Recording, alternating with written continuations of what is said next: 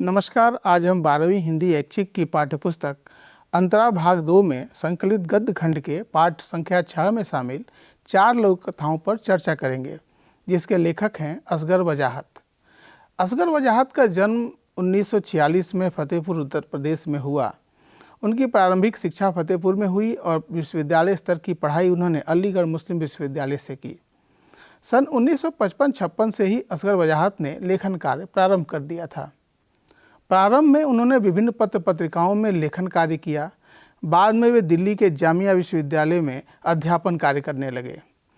एक ख्याति प्राप्त अध्यापक होने के साथ साथ उनका रचनात्मक व्यक्तित्व भी हिंदी समाज के लिए महत्वपूर्ण रहा। असगर वजाहत ने कहानी, उपन्यास, नाटक, लघुकथा तो लिखी ही, साथ ही उन्होंने फिल्मों और धारावाहिकों के लिए पटकथा लेखन का कार्य भी किया है। उनके प्रमुख उपन्यास हैं रात में जागने वाले, पहर दोपहर, सात आसमान, कैसी आग लगाई। गद्य की सभी महत्वपूर्ण विधाओं में लिखने वाले असगर वजाहत की प्रमुख रचनाएं हैं दिल्ली पहुंचना है, स्विमिंग पूल, सब कहाँ कुछ, आधी बानी, मैं हिंदू हूँ और हाल ही में प्रकाशित कहानी संग्रह भीड़ तंत्र। असगर वजाहत हिंदी नाटकों को समृद्ध करने वाले नाटककार के रूप में भी हमारे सामने आते हैं। उनके नाटक हैं फिरंगी लौट आए, इन्ना की आवाज़, वीरगति, समिधा, जिस लाहौर नहीं देखा, अकी एवं हाल ही में प्रकाशित नाटक महाबली। इसकी खास बात यह है कि ये तुलसीदास के जीवन को उद्घाटित करता है। उनके नुक्कड़ नाटकों का संग्रह है सबसे सस्ता गोश्त। ऑडियो विजुअल क्षेत्र में असगर वजाहत ने गज़ल की कहानी नामक डॉक्यूमेंट्री फिल्म का निर्देशन किया है तथा बूंद बूंद एक लोकप्रिय धारावाहिक का लेखन कार्य भी उन्होंने किया है। अपने यात्रा वृत्तांतों से हिंदी में एक नई शुरुआत करने वाले असगर वजाहत अपने आप को सामाजिक पर्यटक या सोशल टूरिस्ट कहते हैं। उनके यात्रा वृत्तांत हैं अतीत का दरवाज़ा और स्वर्ग में 5 दिन। कुछ और नई तरह की रचनाएं भी उन्होंने लिखी हैं, जैसे बाकरगंज के सैयद, जो किस्सागोई विधा की एक रचना है, एवं सफाई गंदा काम है जैसा निबंध संग्रह जो ज्वलंत सामाजिक मुद्दों को उठाता है। असगर वजाहत की भाषा में गांभीर्य, सबल भावाभिव्यक्ति एवं व्यंग्यात्मकता है। मुहावरे तथा तद्भव शब्दों के प्रयोग से उनमें सहजता एवं सादगी आ गई है।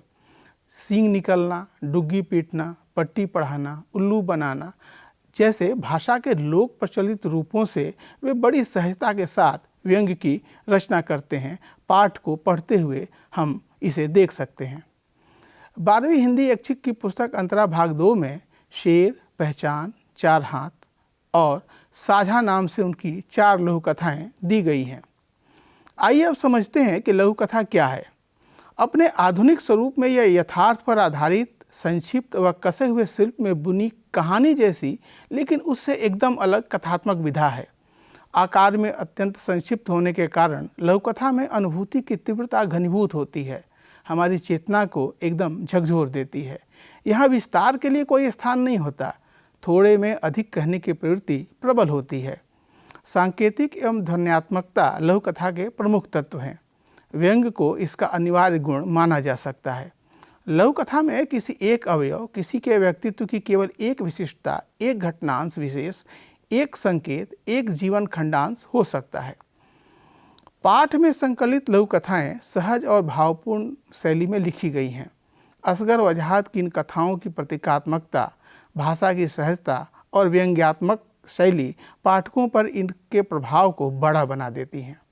इन लघुकथाओं में इन्होंने व्यंग्य का सहारा लेते हुए समाज, राजनीति और अर्थव्यवस्था की सत्यता को उद्घाटित किया है। पहली लघुकथा है शेर। यह एक प्रतीकात्मक और व्यंग्यात्मक लघुकथा है। शेर व्यवस्था का प्रतीक है, जिसके पेट में जंगल के सभी जानवर किसी न किसी प्रलोभन के चलते समाते चले जा रहे हैं। ऊपर से देखने पर शेर अहिंसावादी, न्यायप्रिय और बुद्ध का अवतार प्रतीत होता है, पर जैसे ही लेखक उसके मुंह में प्रवेश न करने का इरादा करता है, शेर अपनी असलियत में आ जाता है। लिखते हैं, कुछ दिनों के बाद मैंने सुना कि शेर अहिंसा और सह अस्तित्ववाद का बड़ा जबरदस्त समर्थक है, इसलिए जंगली जानवरों का शिकार नहीं करता। मैं सोचने लगा, शायद शेर के पेट में वे सारी चीज़ें हैं जिनके लिए लोग वहाँ जाते हैं, और मैं भी एक दिन शेर के पास गया। शेर आंख बंद किए पड़ा था और उसका स्टाफ ऑफिस का काम निपटा रहा था। मैंने वहाँ पूछा, क्या यह सच है कि शेर साहब के पेट के अंदर रोजगार का दफ्तर है?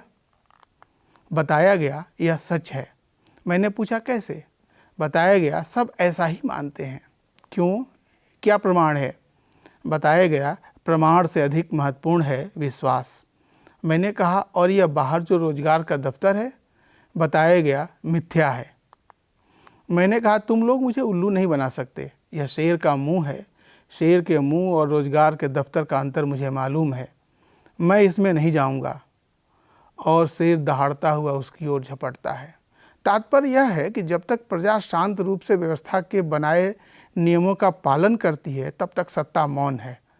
और जब कोई शेर अर्थात सत्ता की व्यवस्था पर उंगली उठाता है या उसकी आज्ञा मानने से इनकार करता है, सत्ता अपनी बुद्धवादी न्यायप्रिय रूप छोड़कर खूंखार हो उठती है और विरोध में उठे स्वर को कुचलने का प्रयास करती है।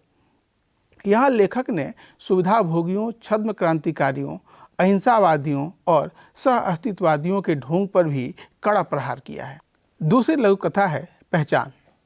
इस लघु कथा में कथ्य है कि राजा को बहरी, गूंगी और अंधी प्रजा पसंद आती है, जो बिना कुछ बोले, बिना कुछ सुने और बिना कुछ देखे उसकी आज्ञा का पालन करती रहे। कहानीकार ने इसी यथार्थ की पहचान कराई है।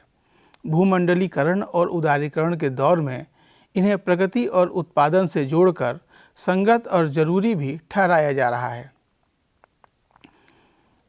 लिखते हैं, राजा ने हुक्म दिया कि उसके राज में सब लोग अपनी आंखें बंद रखेंगे ताकि उन्हें शांति मिलती रहे।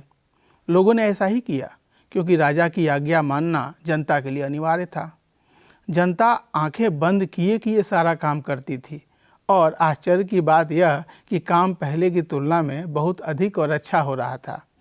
फिर हुक्म निकला कि लोग अपने अपने कानों में पिघला हुआ शीशा डलवा लें, क्योंकि सुनना जीवित रहने के लिए बिल्कुल ज़रूरी नहीं है। लोगों ने ऐसा ही किया और उत्पादन आश्चर्यजनक तरीके से बढ़ गया। फिर हुक्म ये निकला कि लोग अपने अपने होठ सिलवा लें, क्योंकि बोलना उत्पादन में सदा से बाधक रहा है। लोगों ने काफ़ी सस्ती दरों पर होठ सिलवा लिए और फिर उन्हें पता लगा कि अब वे खा भी नहीं सकते हैं, लेकिन खाना भी काम करने के लिए बहुत आवश्यक नहीं माना गया। फिर उन्हें कई तरह की चीज़ें कटवाने और जुड़वाने के हुक्म मिलते रहे और वे ऐसा ही करवाते रहे। राज रात दिन प्रगति करता रहा। फिर एक दिन खैराती, रामू और सिद्धू ने सोचा कि लाओ आंखें खोल कर तो देखें, अब तक अपना राज स्वर्ग हो गया होगा। उन तीनों ने आंखें खोली तो उन सबको अपने सामने राजा दिखाई दिया। वे एक दूसरे को न देख सके। इस छद्म प्रगति और विकास के बहाने राजा उत्पादन के सभी साधनों पर अपनी पकड़ मजबूत करता जाता है। वह लोगों के जीवन को स्वर्ग जैसा बनाने का झांसा देकर अपना जीवन स्वर्गमय बनाता है। वह जनता को एकजुट होने से रोकता है और उन्हें भुलावे में रखता है। यही उसकी सफलता का राज है। आप जरा ध्यान से उन लोगों के नाम भी देखिए जो एकदम आम जनता से निकले हुए नाम हैं, और इस माध्यम से असगर वजाहत उस आम जनता की बात करते हैं जिसको हर राजा ठगने की कोशिश करता है। तीसरी लघु कथा है चार हाथ। इस लघु कथा में कथ्य द्वारा लेखक पूंजीवादी व्यवस्था में मजदूरों के शोषण को उजागर करता है। पूंजीपति भांति भांति के उपाय कर मजदूरों को पंगु बनाने का प्रयास करते हैं। वे उनके अहम और अस्तित्व को छिन्न भिन्न करने के नए नए तरीके ढूंढते हैं और अंततः उनकी अस्मिता ही समाप्त कर देते हैं।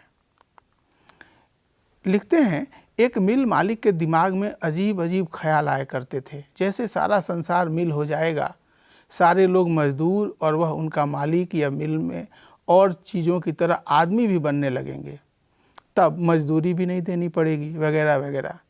एक दिन उसके दिमाग में ख्याल आया कि अगर मजदूरों के चार हाथ हों तो काम कितनी तेज़ी से हो और मुनाफा कितना ज़्यादा, लेकिन यह काम करेगा कौन?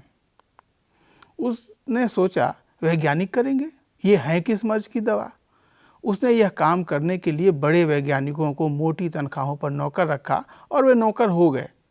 कई साल तक शोध और प्रयोग करने के बाद वैज्ञानिकों ने कहा कि ऐसा असंभव है कि आदमी के 4 हाथ हो जाएं। मिल मालिक वैज्ञानिकों से नाराज हो गया। उसने उन्हें नौकरी से निकाल दिया और अपने आप इस काम को पूरा करने के लिए जुट गया। उसने कटे हुए हाथ मंगवाए और अपने मजदूरों के फिट करवाने चाहे, पर ऐसा नहीं हो सका। हार कर उसने मजदूरों के लकड़ी के हाथ लगवाने चाहे, पर उनसे काम ना हो सका। फिर उसने लोहे के हाथ फिट करवा दिए, पर मजदूर मर गए। आखिर एक दिन बात उसकी समझ में आ गई। उसने मजदूरी आधी कर दी और दुगुने मजदूर नौकर रख लिए। मजदूर पूंजीपतियों द्वारा बनाई व्यवस्था का विरोध करने की स्थिति में नहीं है। असगर वजाहत ने यह दिखाया है कि वे मिल के कल पुर्जे बन गए हैं और लाचारी में आधी मजदूरी पर भी काम करने को तैयार हैं। मिल मालिक 2 मजदूरों का काम 1 मजदूर से करवाना चाहता है और 1 मजदूर की मजदूरी के रूप में मुनाफा कमाना चाहता है, और मजदूर वर्ग बिना विरोध किए इन पूंजीपतियों के शोषण का शिकार बनता जाता है। लघुकथा मजदूरों की लाचारी और शोषण पर आधारित व्यवस्था का पर्दाफाश करती है। चौथी लघुकथा है साझा। इस लघुकथा में कृषि क्षेत्र के यथार्थ को सामने रखा गया है। उद्योगों पर कब्जा जमाने के बाद पूंजीपतियों की नज़र किसानों की ज़मीन और उत्पाद पर जमी है। गांव का प्रभुत्वशाली वर्ग भी इसमें शामिल है। वह किसान को साझा खेती करने का झांसा देता है और उसकी सारी फसल हड़प लेता है। किसान को पता भी नहीं चलता और उसकी सारी कमाई हाथी के पेट में चली जाती है। लिखते हैं, हालांकि उसे खेती की हर बारीकी के बारे में मालूम था, लेकिन फिर भी डरा दिए जाने के कारण वह अकेला खेती करने का साहस न जुटा पाता था। इसके पहले वह शेर, चीते और मगरमच्छ के साथ साझे की खेती कर चुका था और अब उससे हाथी ने कहा कि अब उसके साथ साझे की खेती करे। किसान ने उसे बताया कि साझे में कभी उसका गुजारा नहीं होता, अकेले वह खेती कर नहीं सकता, इसलिए वह खेती करेगा ही नहीं। हाथी ने उसे बहुत देर तक पट्टी पढ़ाई और यह भी कहा कि उसके साथ साझे की खेती करने से यह लाभ होगा कि जंगल के छोटे मोटे जानवर खेतों को नुकसान नहीं पहुंचा सकेंगे और खेती की अच्छी रखवाली हो जाएगी। किसान किसी न किसी तरह तैयार हो गया और उसने हाथी से मिलकर गन्ना बोया। हाथी पूरे जंगल में घूमकर डुग्गी पीटाया कि गन्ने में उसका साझा है, इसलिए कोई जानवर खेत को नुकसान न पहुंचाए, नहीं तो अच्छा नहीं होगा। किसान फसल की सेवा करता रहा और समय पर जब गन्ने तैयार हो गए तो वह हाथी को खेत पर बुला लाया। किसान चाहता था कि फसल आधी आधी बांट ली जाए। जब उसने हाथी से यह बात कही तो हाथी काफ़ी बिगड़ा। हाथी ने कहा, अपने और पराये की बात मत करो, यह छोटी बात है। हम दोनों ने मिलकर मेहनत की थी, हम दोनों उसके स्वामी हैं, आओ हम मिलकर गन्ना खाएं।